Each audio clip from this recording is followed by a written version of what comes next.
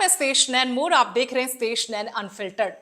हरियाणा कांग्रेस संगठन बनने से पहले ही बवाल मच गया है।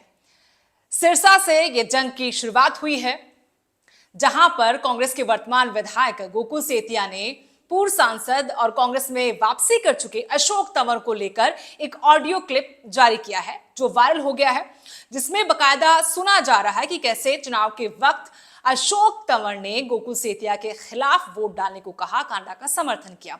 ऐसे में इस ऑडियो क्लिप के जरिए गोकुल सेतिया ने अब पार्टी से भी कहा है कि ऐसे लोगों को स्टेज पर बिठाया जा रहा है, रात में लिस्ट में नाम ऐड किया जा रहा है। 4 जून को राहुल गांधी जब आए थे 17 नेताओं के साथ, उन्होंने बंद कमरे में बैठक की थी। उन 17 नेताओं में अशोक तंवर भी थे, जो घाट घाट का पानी पीकर आ चुके हैं।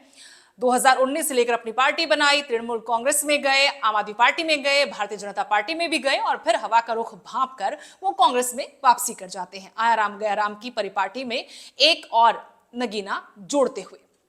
तो सिरसा से जो कांग्रेस के विधायक हैं, उनको ये बात रास नहीं आ रही। वो कह रहे कि पुराने कांग्रेसियों का ये अपमान किया जा रहा है, स्लीपर सेल है जिसको खत्म किया जाना चाहिए, इन लोगों को तवज्जो नहीं दी जानी चाहिए। राहुल गांधी ने उनको कार में बैठाया था। यूं तो अशोक तंवर को लेकर जो आरोप लगाए जा रहे हैं, कहीं ना कहीं उनमें दम भी है, लेकिन कांग्रेस की जो गुटबाजी है अब चरम पर है और खुलकर बयानबाजी हो रही है। ऐसे में कांग्रेस का भला करने की बजाय ये नेता कांग्रेस का नुकसान कर रहे हैं। और गोकुल सेतिया जब से पार्टी में शामिल हुए, विधायक बने, तब से कांग्रेस के लिए कई बार ऐसी स्थिति पैदा की जब कांग्रेस के नेता हिचकिचाए हैं, कुछ कह नहीं पाए, असहज स्थिति का सामना उनको करना पड़ा, क्योंकि गोकुल सेतिया इस तरीके से लगातार बयानबाजी करते रहे। अपने पार्टी के खिलाफ जाकर भी उन्होंने बयानबाजी की है खुले मंचों से।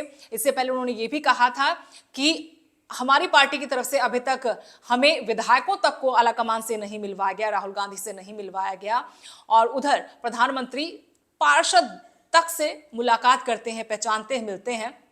तो कई बार ऐसी बयानबाजी उनकी तरफ से की कि जब पार्टी को असहज महसूस हुआ, लेकिन उनके बागी तेवर, उनका जो वर्किंग स्टाइल है, वो पार्टी के लिए फायदे से ज्यादा नुकसान कर रहा है, या कह सकते हैं गले की हड्डी बन चुका है कांग्रेस के लिए, जो कांग्रेस चुनाव के वक्त उनको पार्टी में शामिल करके टिकट भी देकर दिलाई और टिकट देने के बाद चुनाव वो जीते, लेकिन सत्ता की मलाई से दूर रह गए। तो यहां पर अब कांग्रेस में जो धड़ेबंदी पहले थी, अब सिरसा में जो राजनीति हो रही है उसको लेकर जग हंसाई हो रही है।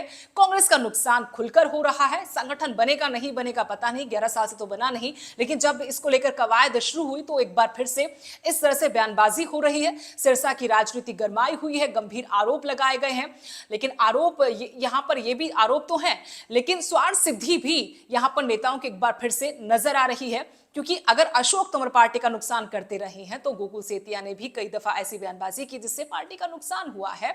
और यहां पर तमाम सवाल जरूर उठे हैं उनकी कार्यशैली को लेकर, बीजेपी के नेताओं के साथ नजदीकियों को लेकर, पार्टी लाइन से हटकर काम करने को लेकर, बयानबाजी करने को लेकर।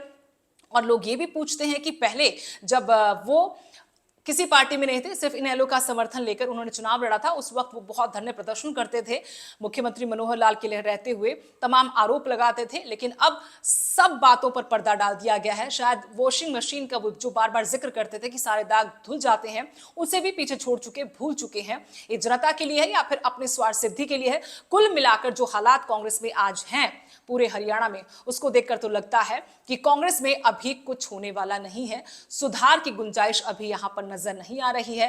कांग्रेस अभी जिस तरीके से हाशिए पर है, कांग्रेस के नेता इसके लिए सबसे बड़े कसूरवार हैं।